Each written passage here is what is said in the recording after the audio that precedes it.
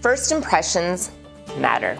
Did you know that the average adult has a 20-second attention span at a networking event? Are you effective at networking? Do you quickly engage others? Do you get those business cards and follow up in a timely fashion? Would you like to?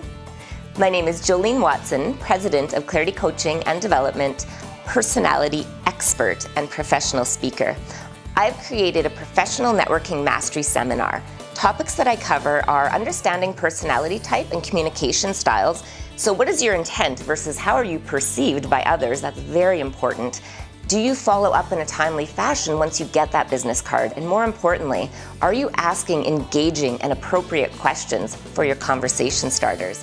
This is what you want to start your elevator pitch with, is how your clients change as a result of working with you.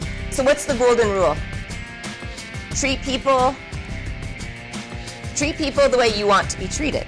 That's the golden rule. It's a good rule, except in networking and sales, it rarely works, right? People are not like us. They have different religions, different cultures, different personality types. So if I treat someone exactly the way I want to be treated, it's going to work about 2.5% of the time. The platinum rule is key in sales and networking, and that is to treat people the way they want to be treated.